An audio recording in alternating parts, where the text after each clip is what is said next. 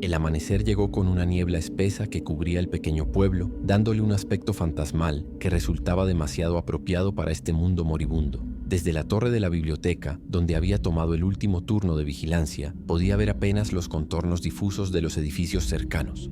La niebla podía ser tanto una bendición como una maldición. Nos ocultaría de los vampiros, pero también ocultaría a los vampiros de nosotros. Bajé las estrechas escaleras para encontrar a los demás ya despiertos, preparando sus mochilas en silencio. Elena revisaba sus vendajes con ayuda de Laura. Las heridas en sus hombros habían dejado de sangrar, pero aún lucían dolorosas. Marcos estudiaba el mapa a la luz tenue que se filtraba por las ventanas, mientras Diego organizaba meticulosamente nuestras escasas provisiones, contando y recontando como si quisiera asegurarse de que no había cometido un error. La niebla debería disiparse en unas horas, comentó Marcos sin levantar la vista del mapa. Podemos esperar o aprovecharla como cobertura. Era una decisión difícil. Moverse en la niebla significaba visibilidad reducida, mayor riesgo de desorientarse o de tropezar con vampiros sin verlos venir, pero esperar significaba perder horas valiosas de luz diurna. ¿Qué tan lejos estamos del próximo punto de recogida?, preguntó Laura, terminando de ayudar a Elena. Marcos señaló un punto en el mapa. Unos 10 kilómetros en línea recta, pero con los desvíos que tendremos que hacer para evitar zonas peligrosas, calculo unos 15. Si nos movemos a buen ritmo y no encontramos demasiados obstáculos,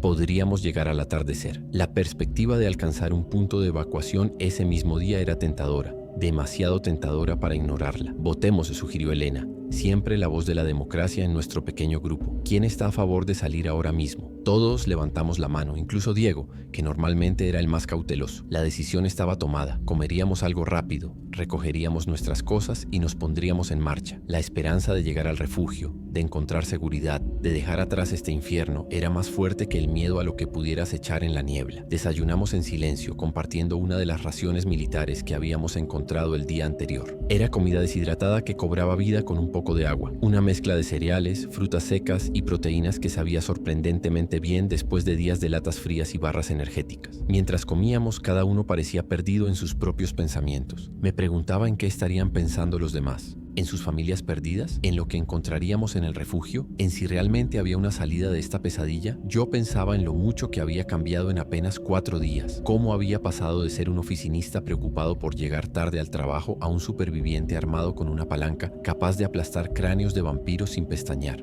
Salimos de la biblioteca con extrema cautela, moviéndonos en formación cerrada. La niebla era tan densa que apenas podíamos ver a unos metros por delante. Marcos iba a la cabeza, guiándose por una brújula que había encontrado en algún momento de sus andanzas. Diego y yo flanqueábamos al grupo, atentos a cualquier sonido o movimiento, mientras Elena y Laura iban en el centro, Elena aún debilitada por sus heridas. Avanzamos por la calle principal del pueblo, pasando junto a tiendas abandonadas y casas silenciosas. No había señales de vampiros, pero tampoco de otros supervivientes. Era como si el mundo entero hubiera contenido la respiración, esperando a que pasara la tormenta. Pero todos sabíamos que no había tormenta que pasar. Esto era permanente, un cambio irreversible en la naturaleza misma de nuestra existencia. El silencio era opresivo, roto solo por nuestros pasos amortiguados y respiraciones controladas. Incluso los pájaros parecían haber abandonado este lugar. A medida que nos acercábamos a los límites del pueblo, la niebla comenzaba a adelgazarse ligeramente, permitiéndonos ver un poco más lejos.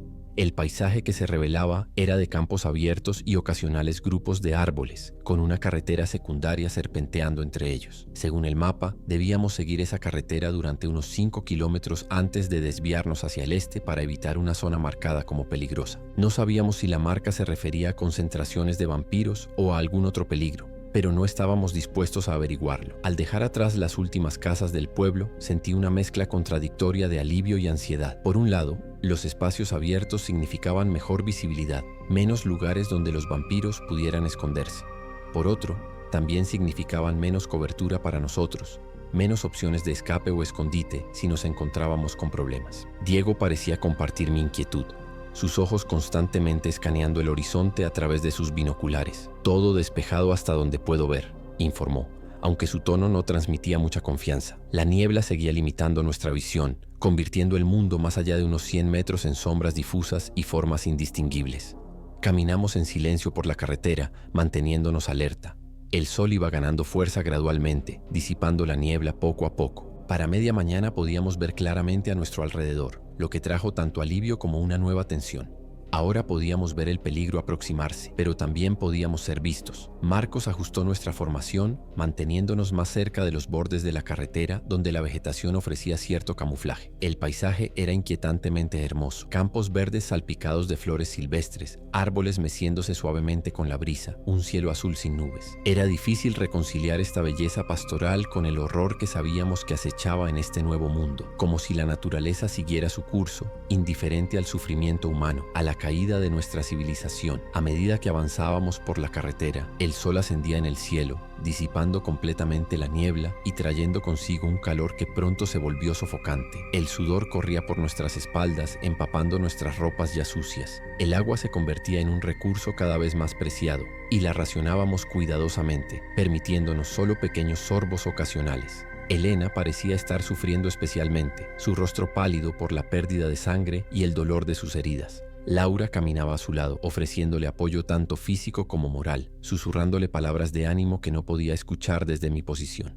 Era extraño ver cómo se habían formado vínculos tan fuertes en tan poco tiempo, pero supongo que compartir el horror extremo crea conexiones que en tiempos normales tomarían años en desarrollarse. Alrededor del mediodía, Marcos señaló una pequeña granja que se veía a lo lejos, a unos cientos de metros de la carretera. Podríamos parar allí, descansar un poco y buscar agua, sugirió. La idea de desviarnos de nuestra ruta no me entusiasmaba, pero la necesidad de agua era real, y Elena claramente necesitaba un descanso. Diego escudriñó la granja con sus binoculares durante varios minutos antes de dar su veredicto. Parece abandonada. No veo movimiento, pero hay un pozo y eso podría significar agua fresca. La perspectiva de agua fresca era demasiado tentadora para ignorarla.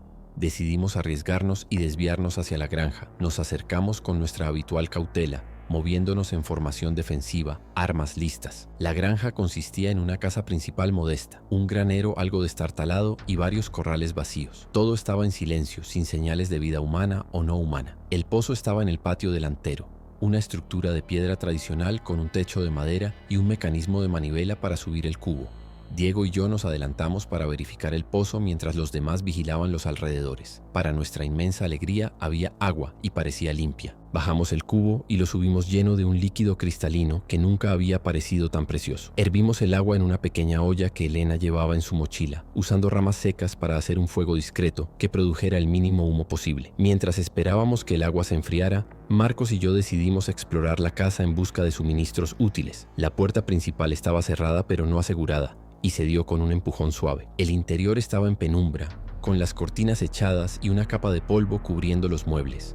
Era una casa de familia típica, sala de estar con sofás gastados, una cocina pequeña, 2 dormitorios. Fotografías familiares en las paredes mostraban a una pareja de mediana edad con 2 niños adolescentes. Me pregunté qué habría sido de ellos, si habrían escapado a tiempo o si ahora vagaban por ahí con ojos rojos y hambre insaciable. La cocina tenía algunos armarios que no habían sido completamente saqueados. Encontramos algunas latas de conservas, pasta seca y lo que parecía ser miel cristalizada en un frasco. Pequeños tesoros en este mundo de escasez. En uno de los dormitorios, Marcos encontró un botiquín bajo el lavabo, con vendas limpias y algunos medicamentos básicos que serían útiles para las heridas de Elena. También encontramos ropa limpia, que aunque no era de nuestra talla exacta, sería un lujo después de días usando las mismas prendas sucias y manchadas de sangre. Cargamos todo en nuestras mochilas, sintiéndonos extrañamente culpables por tomar cosas de una casa ajena, a pesar de que sus dueños probablemente nunca regresarían. Cuando volvimos al patio encontramos a los demás sentados en círculo, bebiendo el agua hervida y comiendo algunas galletas de las raciones militares. Elena tenía mejor aspecto, con algo de color volviendo a sus mejillas. Laura había cambiado sus vendajes usando el agua limpia para lavar las heridas.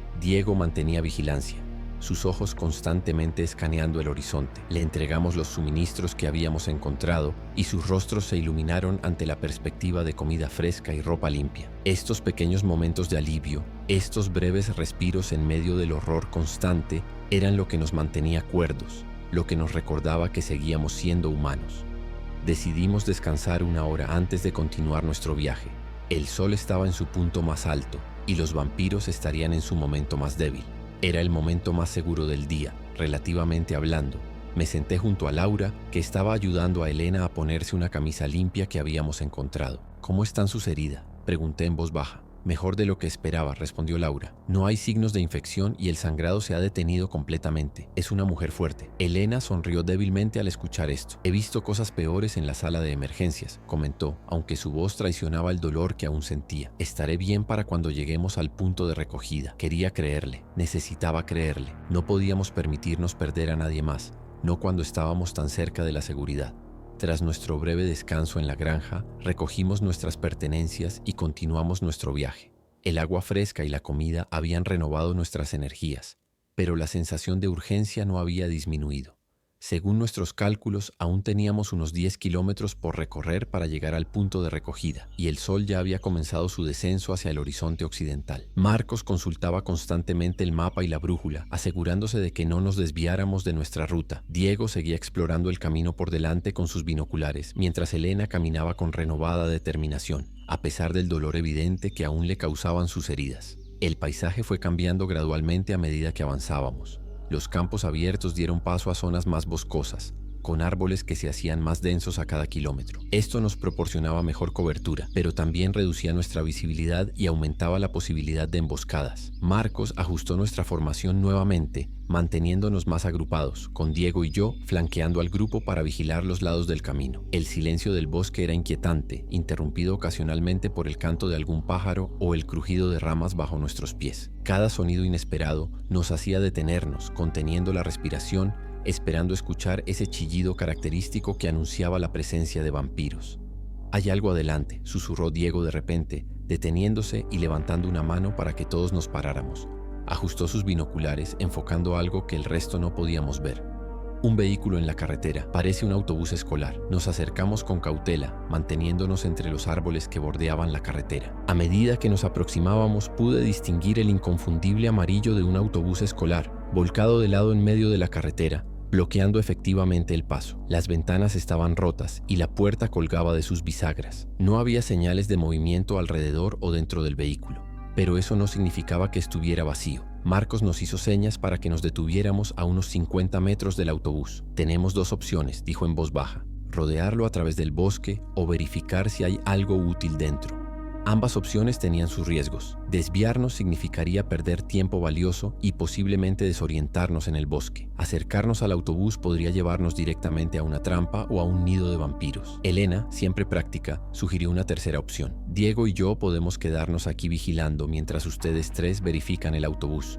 Si vemos algo sospechoso, les avisaremos». Era un buen compromiso, especialmente considerando que Elena aún no estaba en condiciones óptimas para un posible combate. Laura, Marcos y yo nos acercamos al autobús con extrema cautela, moviéndonos de árbol en árbol, deteniéndonos cada pocos metros para escuchar y observar. El vehículo parecía haber estado allí por días, quizás desde el inicio del apocalipsis. Las marcas de impacto en su costado sugerían que había sido embestido por otro vehículo antes de volcarse. Cuando estuvimos a unos 10 metros, Marcos nos indicó que nos separáramos.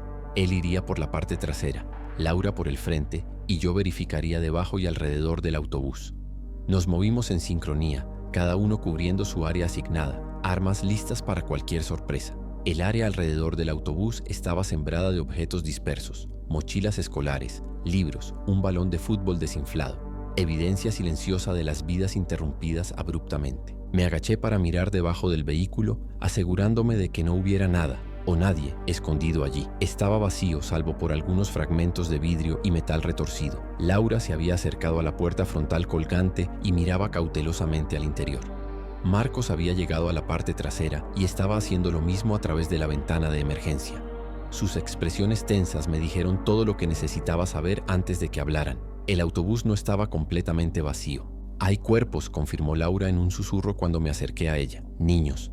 No se mueven». La idea de niños atrapados en este horror era casi insoportable, pero me obligué a mirar dentro. Efectivamente, había varios cuerpos pequeños esparcidos por el interior del autobús volcado. Estaban en distintas etapas de descomposición, y ninguno mostraba signos de haberse convertido en vampiro. Probablemente habían muerto en el accidente inicial o poco después. Era una escena desoladora que me revolvió el estómago y me llenó de una tristeza profunda. Estos niños nunca llegarían a casa. Nunca crecerían, nunca sabrían que el mundo que conocían había terminado. Marcos se unió a nosotros, su rostro una máscara de emociones contenidas. «Hay que revisar si hay algo útil», dijo con voz ronca, claramente afectado por lo que había visto, pero manteniéndose enfocado en nuestra supervivencia. Tenía razón, por supuesto. En este nuevo mundo, el sentimentalismo podía costarnos la vida. Con renuencia entramos al autobús, moviéndonos cuidadosamente entre los cuerpos, buscando cualquier cosa que pudiera ayudarnos en nuestro viaje. Encontramos algunas botellas de agua, barras de cereal en mochilas, incluso un pequeño botiquín de primeros auxilios bajo el asiento del conductor. Cada hallazgo era valioso, pero el costo emocional de obtenerlos era alto. Mientras guardábamos estos suministros en nuestras mochilas, no podía evitar sentir que estábamos profanando un lugar que debería haber sido tratado con más respeto. Pero como Elena había dicho una vez, en este mundo, los vivos tenían prioridad sobre los muertos, y nosotros estábamos determinados a seguir vivos. Salimos del autobús escolar con un peso extra en nuestras mochilas y en nuestros corazones. Nadie habló mientras nos alejábamos de aquel lugar. No había palabras adecuadas para lo que habíamos visto, para lo que sentíamos. Diego y Elena nos esperaban donde los habíamos dejado, sus rostros tensos de preocupación. Con un simple gesto de Marcos, entendieron que habíamos encontrado algo útil pero terrible. No preguntaron detalles, y se lo agradecí en silencio. Hay cosas que es mejor no compartir, imágenes que es mejor no plantar en la mente de otros, especialmente en la de un chico como Diego, que a pesar de su madurez forzada por las circunstancias, seguía siendo apenas un adolescente. Continuamos nuestro camino en silencio, cada uno perdido en sus propios pensamientos. El bosque se hacía más denso a medida que avanzábamos, con árboles que parecían estrecharse a nuestro alrededor como si quisieran atraparnos. La luz del sol apenas se filtraba entre las ramas, creando un ambiente de perpetuo crepúsculo que ponía mis nervios al límite. Cada sombra parecía moverse. Cada crujido de ramas sonaba como pasos acercándose. Marcos consultaba constantemente la brújula y el mapa, asegurándose de que no nos desviáramos de nuestra ruta. Según sus cálculos, estábamos a unos 5 kilómetros del punto de recogida. Si manteníamos el ritmo, llegaríamos antes del anochecer. La perspectiva de alcanzar la seguridad ese mismo día me daba fuerzas para seguir adelante, a pesar del cansancio que ya pesaba en mis piernas. «Agua», murmuró Elena de repente, deteniéndose y señalando hacia adelante. Efectivamente, podía escuchar el sonido inconfundible de agua corriente. Un arroyo, tal vez un pequeño río. Nos desviamos ligeramente de nuestra ruta para investigar. Encontramos un arroyo cristalino que serpenteaba entre los árboles, sus aguas reflejando la poca luz que se filtraba entre las ramas. Era una visión casi idílica en medio de tanto horror. Llenamos nuestras botellas, purificando el agua con pastillas que Elena llevaba en su botiquín. Mientras esperábamos que las pastillas hicieran efecto, aproveché para lavarme la cara y las manos, intentando eliminar no solo la suciedad, sino también la sensación de muerte que parecía haberse adherido a mi piel después de registrar el autobús. Laura se sentó a mi lado en la orilla del arroyo, sumergiendo sus manos en el agua fría. ¿Estás bien?, preguntó en voz baja, sus ojos buscando los míos con genuina preocupación. No estaba seguro de cómo responder. ¿Estaba bien? ¿Alguno de nosotros lo estaba realmente? Habíamos visto demasiado, perdido demasiado, cambiado demasiado en apenas 4 días. Sobreviviendo, respondí finalmente, ofreciéndole una sonrisa débil que no llegó a mis ojos. Ella asintió, comprendiendo perfectamente lo que quería decir. Sobrevivir ya no era solo existir, era luchar, adaptarse, endurecerse. Era convertirse en alguien que pudiera soportar este nuevo mundo sin perder completamente su humanidad en el proceso. Después de un breve descanso, continuamos nuestro camino con energías renovadas. El bosque comenzó a aclararse gradualmente, los árboles espaciándose más, permitiendo que más luz solar llegara hasta nosotros. Según el mapa, estábamos acercándonos a la costa. Pronto deberíamos empezar a ver señales del océano, tal vez incluso olerlo en el aire. La idea de ver el mar, de alcanzar finalmente ese refugio del que tanto habíamos oído hablar, aceleró nuestros pasos. Incluso Elena, aún debilitada por sus heridas, parecía moverse con renovado vigor. La esperanza es un motor poderoso, quizás el más poderoso de todos. Diego, que iba ligeramente adelantado explorando el camino, se detuvo de repente y levantó una mano, indicándonos que nos detuviéramos. Nos agachamos instintivamente buscando cobertura entre la vegetación. ¿Qué ves?, susurró Marcos, acercándose cautelosamente al chico. Diego ajustó sus binoculares, enfocando algo en la distancia. Una estructura, respondió en voz baja. Parece una torre de vigilancia o algo así. Y hay movimiento, personas. Mi corazón dio un vuelco. Habíamos llegado al perímetro del refugio. Eran militares los que Diego estaba viendo. Marcos tomó los binoculares y observó por sí mismo. Su expresión cambió de cautela a algo parecido al alivio. Son militares, confirmó. Puedo ver uniformes, armas y hay una bandera. La noticia nos electrizó a todos. Después de días de horror, de lucha constante por sobrevivir, de dudas sobre si el refugio realmente existía, finalmente teníamos prueba visual. Estaba allí, a solo unos kilómetros de distancia. Seguridad, comida, atención médica adecuada para Elena. Tal vez incluso noticias sobre el resto del mundo, sobre nuestras familias. Era casi demasiado bueno para creerlo. Demasiado perfecto después de tanto sufrimiento. Y esa sensación de que era demasiado bueno me puso inmediatamente en guardia. En este nuevo mundo, había aprendido a desconfiar de todo lo que parecía fácil o seguro. No nos precipitemos, dije, sorprendiendo incluso a mí mismo con mi cautela. Necesitamos asegurarnos de que es seguro acercarse. Podría haber protocolos, controles, o peor, podría ser una trampa. Laura me miró con una mezcla de sorpresa y comprensión. Marcos asintió aprobando mi precaución. Tienes razón, dijo. Nos acercaremos lentamente, manteniendo cobertura. Diego y yo iremos primero para evaluar la situación. El resto quedaos atrás y estad preparados para correr si algo sale mal. No era el plan más elaborado, pero en nuestra situación, con recursos limitados y el sol comenzando su descenso hacia el horizonte, era lo mejor que podíamos hacer. Con un nudo en el estómago, mezcla de esperanza y miedo, nos preparamos para lo que podría ser el último tramo de nuestro viaje, o una trampa mortal. Marcos y Diego avanzaron sigilosamente entre la vegetación, manteniéndose agachados y utilizando los árboles como cobertura. El resto nos quedamos atrás, observando con ansiedad creciente. Elena se apoyaba pesadamente en un árbol, el cansancio finalmente haciendo mella en ella a pesar de su determinación. Laura y yo intercambiamos miradas tensas, sin necesidad de palabras para comunicar nuestros pensamientos, tan cerca del refugio y aún así tan vulnerables. Cada minuto que pasaba sin que Marcos y Diego regresaran aumentaba mi inquietud. ¿Y si habían sido capturados? ¿Y si todo era realmente una trampa elaborada para atraer supervivientes? Después de lo que pareció una eternidad, vimos movimiento entre los árboles. Empuñé mi palanca con fuerza, preparado para lo peor, pero pronto reconocí la silueta de Diego acercándose rápidamente. Su rostro mostraba una mezcla de emoción y cautela. «Es real», susurró cuando llegó hasta nosotros. «Un puesto de avanzada militar. Tienen vehículos, armas, incluso lo que parece ser un pequeño hospital de campaña. Marcos está hablando con ellos ahora, explicando nuestra situación. Un alivio tan intenso que casi dolía me recorrió el cuerpo. No era una trampa, el refugio existía realmente, y estábamos a punto de alcanzarlo. «¿Cómo sabemos que son de fiar?», preguntó Elena, siempre la voz de la prudencia. Diego se encogió de hombros. «No lo sabemos con certeza, pero tienen el equipo adecuado, los uniformes correctos, y están organizando evacuaciones. Vi a otros civiles allí, siendo atendidos, recibiendo comida. Parece legítimo». Antes de que pudiéramos debatir más, vimos a Marcos regresando, acompañado por 2 soldados completamente equipados. Instintivamente nos tensamos, pero Marcos levantó una mano en señal de que todo estaba bien. «Son del Ejército Nacional», explicó cuando llegó hasta nosotros. «Este es un puesto de avanzada para recoger supervivientes y llevarlos al refugio principal en la costa. Nos llevarán en un vehículo». Los soldados nos observaban con una mezcla de compasión y profesionalismo. Uno de ellos, una mujer de unos 30 años con el pelo recogido en un apretado moño bajo su casco, se adelantó. «Soy la teniente Ramírez», se presentó. «Necesitamos verificar que ninguno de ustedes haya sido mordido antes de llevarlos al campamento base». Su tono no admitía discusión, y entendí perfectamente la precaución. Una sola persona infectada podría comprometer todo el refugio. Nos sometimos a la inspección sin protestar. La teniente Ramírez y su compañero, un hombre corpulento que se presentó como sargento Mendoza, nos examinaron meticulosamente, prestando especial atención a las heridas de Elena. «Cortes de garras, no mordeduras», dictaminó la teniente después de examinarlas. «Necesitarán atención médica adecuada, pero no representan riesgo de infección». Elena sintió visiblemente aliviada. Todos lo estábamos. Después de verificar que ninguno mostraba signos de mordeduras o de la infección, los militares nos condujeron a través del bosque hacia su puesto de avanzada. Emergimos de entre los árboles para encontrarnos con una escena que parecía sacada de otro mundo, un mundo donde aún existía orden y seguridad.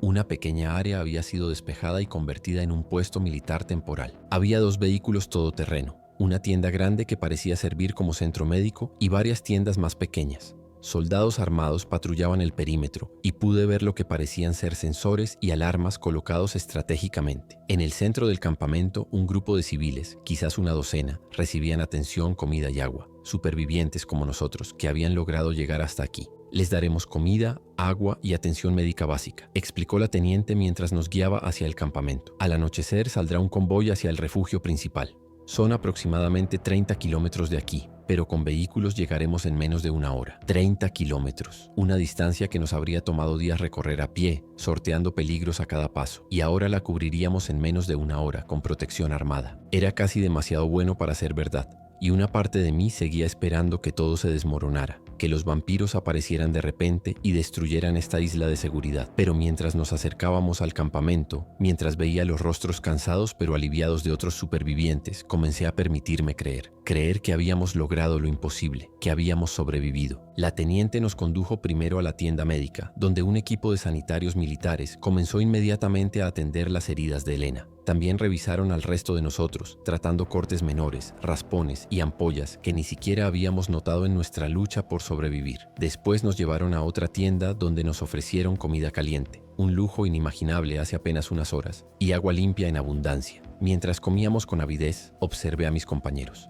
Las tensas líneas de sus rostros comenzaban a suavizarse. El miedo constante que había definido nuestra existencia durante los últimos días cediendo lentamente ante la realidad de la seguridad. No estábamos completamente a salvo, no todavía, pero por primera vez desde que comenzó el apocalipsis, podíamos bajar la guardia, aunque fuera solo un poco. Marcos y Diego regresaron con 2 soldados más que se presentaron como parte del equipo de evacuación. Nos explicaron que el protocolo requería que nos acercáramos al campamento con las manos visibles y que dejáramos nuestras armas improvisadas antes de entrar al perímetro de seguridad.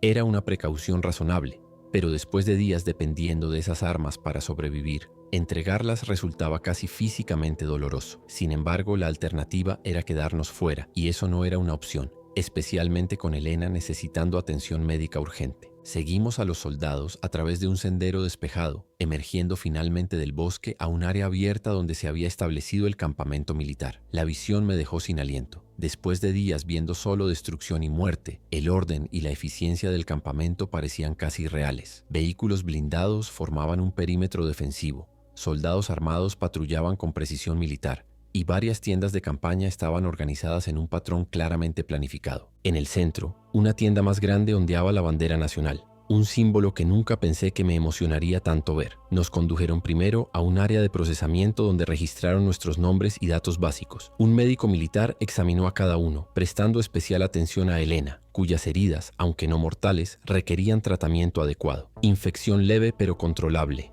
dictaminó después de examinar sus heridas. Le administraremos antibióticos intravenosos y cambiaremos esos vendajes. Elena asintió agradecida, el alivio visible en su rostro cansado. Para el resto de nosotros, el diagnóstico fue similar: deshidratación, agotamiento, cortes y contusiones menores. Nada que comida, agua y descanso no pudieran remediar. Después del examen médico, nos llevaron a una tienda comunitaria donde otros supervivientes descansaban, comían o simplemente procesaban el hecho de haber llegado a un lugar seguro. Había quizás 20 personas, de todas las edades, desde niños pequeños hasta ancianos. Todos compartían la misma mirada, una mezcla de alivio, trauma y cautela. Nadie parecía completamente relajado, como si esperaran que en cualquier momento esta isla de seguridad también fuera arrasada por la pesadilla que habíamos dejado atrás. Un soldado nos entregó raciones calientes, un guiso espeso con carne y verduras que olía mejor que cualquier comida gourmet que hubiera probado antes. Comimos en silencio, saboreando cada bocado, dejando que la realidad de nuestra situación se asentara lentamente. Habíamos sobrevivido.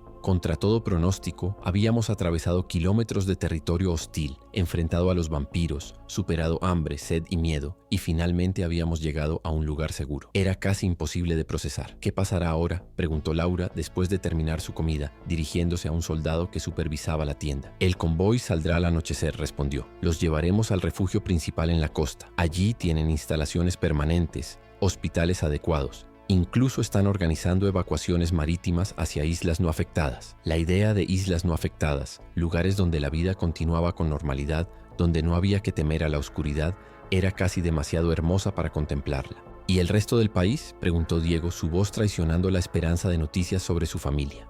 El soldado dudó, su expresión volviéndose sombría. La situación es complicada. Hay bolsas de resistencia, otros refugios como este, pero gran parte del interior está perdido, al menos por ahora. Mientras el sol comenzaba su descenso final hacia el horizonte, observé a mis compañeros de viaje. Elena dormitaba en una camilla, el goteo intravenoso administrando los antibióticos que necesitaba. Marcos limpiaba meticulosamente su escopeta, que le habían devuelto después de registrarla, un privilegio especial debido a su experiencia como guardia de seguridad. Diego había encontrado papel y lápiz y estaba dibujando lo que parecía ser un mapa, tal vez intentando reconstruir nuestro viaje o planificando lo que vendría después. Laura simplemente miraba hacia el bosque del que habíamos emergido, su expresión indescifrable. Me acerqué a ella sentándome a su lado en silencio. ¿En qué piensas?, pregunté finalmente cuando el silencio se volvió demasiado pesado. Laura tardó un momento en responder.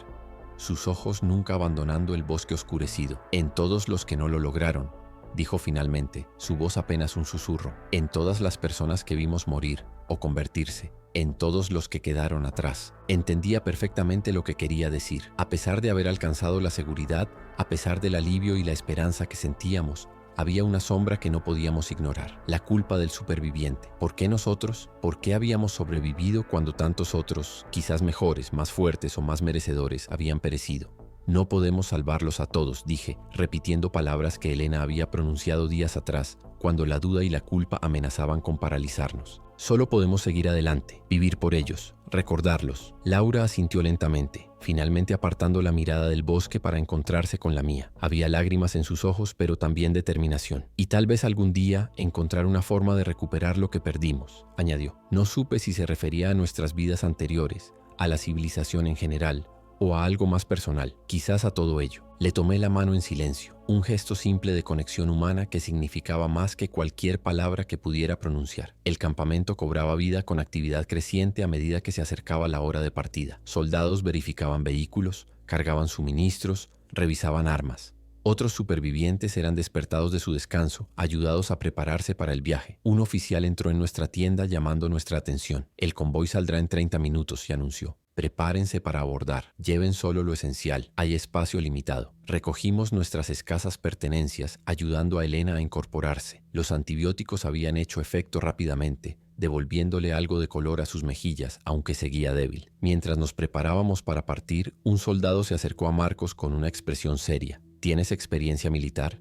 le preguntó directamente. Marcos negó con la cabeza. Seguridad privada antes de todo esto, pero sé manejar armas y he estado en situaciones de crisis. El soldado asintió considerando sus palabras. Estamos reclutando. En el refugio principal necesitan gente con experiencia para entrenar a civiles, organizar patrullas, mantener el orden. Era una oferta, aunque no formulada explícitamente como tal. Marcos miró hacia nosotros, su expresión indescifrable. Lo pensaré, respondió finalmente. Primero quiero asegurarme de que mis compañeros estén a salvo. Salimos de la tienda hacia el área central del campamento, donde 3 vehículos blindados esperaban con los motores en marcha.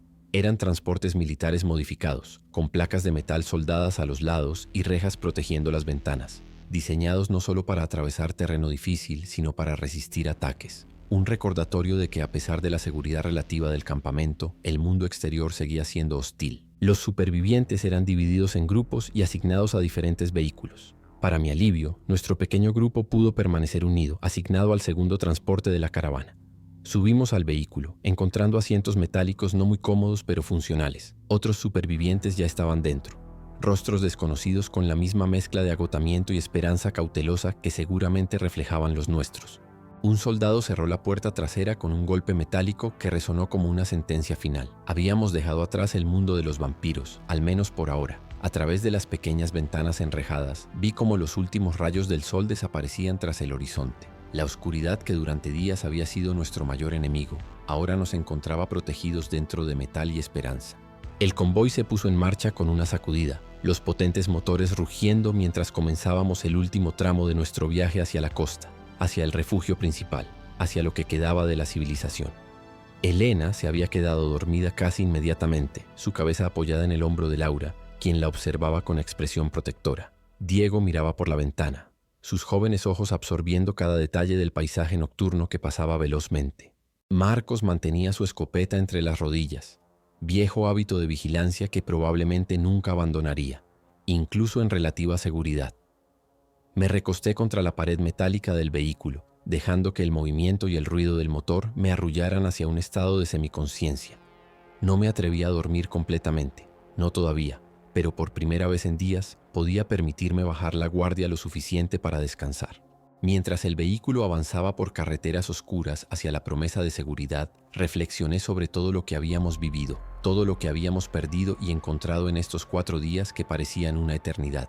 El mundo que conocíamos había terminado, pero nosotros seguíamos aquí, supervivientes, adaptados, cambiados para siempre, pero vivos. Y mientras el convoy avanzaba implacable a través de la noche, sentí algo que había creído perdido para siempre en ese primer día de horror y caos: esperanza. No la esperanza ingenua de que todo volvería a la normalidad, sino la esperanza realista, templada por el sufrimiento y la pérdida, de que la humanidad encontraría una forma de seguir adelante, de reconstruir, de sobrevivir. Incluso en un mundo donde la oscuridad traía monstruos, donde la sangre atraía depredadores, donde la civilización se había desmoronado en cuestión de días. Porque si algo habíamos demostrado en nuestro viaje, era que el espíritu humano era más resistente, más adaptable y más feroz de lo que cualquiera hubiera imaginado. El viaje continuó durante lo que parecieron horas, aunque mi percepción del tiempo estaba distorsionada por el agotamiento y la tensión acumulada de los últimos días.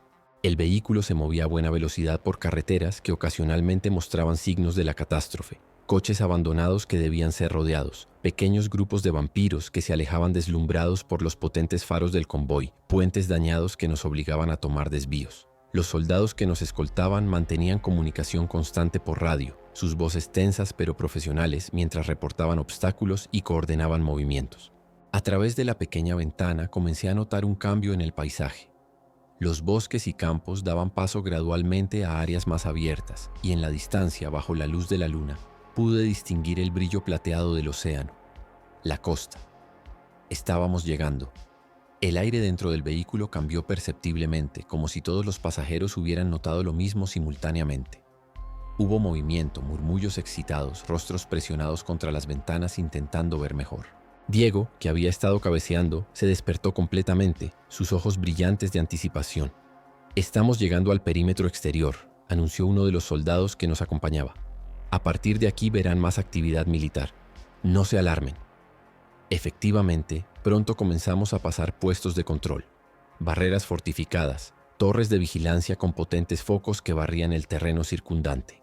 Era una operación militar a gran escala, mucho más elaborada y permanente que el pequeño puesto avanzado donde nos habían recogido. La magnitud de los recursos desplegados me sorprendió. Significaba que el gobierno, o lo que quedaba de él, estaba tomando muy en serio la amenaza de los vampiros, que esto no era solo una crisis temporal, sino una nueva realidad a la que estaban adaptándose. El convoy se detuvo en un último punto de control, más elaborado que los anteriores. Soldados con equipamiento completo rodearon los vehículos mientras oficiales verificaban documentación y daban instrucciones por radio. Después de unos minutos que parecieron eternos, las grandes puertas metálicas del perímetro se abrieron, permitiéndonos pasar a lo que parecía ser una pequeña ciudad fortificada. Edificios prefabricados, tiendas de campaña organizadas en sectores, calles improvisadas con luces eléctricas, un oasis de civilización en medio del apocalipsis. El vehículo se detuvo finalmente frente a lo que parecía ser un centro de procesamiento. Las puertas traseras se abrieron y fuimos recibidos por personal médico y administrativo que nos guió eficientemente hacia el interior del edificio. El contraste con la oscuridad exterior era cegador. Luces brillantes, paredes blancas, personas con uniformes limpios moviéndose con propósito.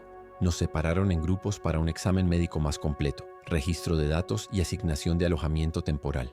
Elena fue llevada inmediatamente a una instalación médica más equipada, con Laura insistiendo en acompañarla a pesar de las protestas iniciales del personal. Marcos, Diego y yo fuimos conducidos a un área común donde nos ofrecieron comida caliente, duchas y ropa limpia, lujos simples que ahora parecían milagros. Después de días sin poder asearnos adecuadamente, el agua caliente sobre mi piel fue una experiencia casi religiosa. Me quedé bajo la ducha hasta que el agua comenzó a enfriarse, viendo cómo la suciedad, la sangre seca y el horror de los últimos días se iban por el desagüe. La ropa nueva, aunque básica, pantalones cargo, camiseta, chaqueta, todo en tonos verde militar. Se sentía increíblemente bien después de días usando las mismas prendas sucias y rasgadas. Nos reunimos nuevamente en el comedor, casi irreconocibles después de habernos limpiado y cambiado.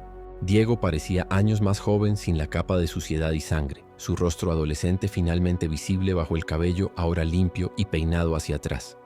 Marcos también se había afeitado, revelando una cicatriz en la mandíbula que antes estaba oculta por la barba. Comimos en silencio, demasiado ocupados saboreando la comida caliente y nutritiva como para hablar. Solo después, con los estómagos llenos y el cansancio empezando a hacer mella, comenzamos a procesar realmente dónde estábamos y lo que habíamos logrado. ¿Crees que realmente estamos a salvo aquí?, preguntó Diego en voz baja, mirando alrededor al bullicio organizado del comedor. Había otros supervivientes como nosotros, pero también personal militar y civil que parecía llevar tiempo establecido aquí. Algunos incluso sonreían y conversaban con normalidad, como si no estuviéramos en medio de un apocalipsis vampírico. Marcos consideró la pregunta seriamente antes de responder. Más seguros que ahí fuera, sin duda. Pero a salvo es un concepto relativo ahora. Este lugar parece bien defendido, organizado, pero nada es impenetrable. Un oficial se acercó a nuestra mesa, interrumpiendo nuestra conversación. «Ustedes llegaron en el convoy de esta noche, ¿verdad?», preguntó consultando una tableta electrónica. Asentimos. «Bien. Se les ha asignado alojamiento temporal en el sector C, módulo 7. Mañana a las 0900 horas tendrán una sesión de orientación donde se les explicará el funcionamiento del refugio, las reglas, las oportunidades de trabajo. Por ahora descansen». Nos entregó tarjetas de identificación con nuestros nombres y códigos de barras. Era extrañamente formal, casi burocrático, como si estuviéramos registrándonos en un hotel en lugar de en un refugio durante el fin del mundo. Seguimos las indicaciones hasta nuestro alojamiento asignado, un módulo prefabricado básico pero limpio, con literas, armarios pequeños y un baño compartido. Había otras 2 personas ya instaladas, supervivientes como nosotros que habían llegado días antes. Nos saludaron con la familiaridad instantánea que surge entre quienes han vivido experiencias similares. Intercambiamos historias breves sobre de dónde veníamos y cómo habíamos sobrevivido, pero pronto el cansancio nos venció. Me tumbé en la litera asignada, sintiendo el colchón firme pero cómodo bajo mi cuerpo exhausto. Antes de sucumbir al sueño pensé en Laura y Elena, esperando que estuvieran bien en la instalación médica. Pensé en Roberto, solo en su hotel fortificado, rechazando la idea de este refugio. Pensé en todas las personas que habíamos perdido en el camino, conocidas y desconocidas. Y finalmente, pensé en lo que vendría después. Este refugio no era el final de nuestra historia, sino apenas el comienzo de un nuevo capítulo. Un mundo transformado irreversiblemente, donde la humanidad tendría que reaprender a vivir, a reconstruir, a adaptarse a la realidad de compartir el planeta con depredadores que alguna vez fueron humanos. Mientras el sueño me reclamaba, una última idea cruzó mi mente. Habíamos sobrevivido a lo imposible, habíamos encontrado fuerza y humanidad en medio del horror absoluto. Si podíamos hacer eso, quizás también podríamos encontrar una forma de recuperar nuestro mundo. No hoy, no mañana, quizás no en años, pero algún día. Con ese pensamiento esperanzador, me sumergí en el primer sueño verdaderamente profundo y seguro desde que comenzó el apocalipsis, 4 días y toda una vida atrás.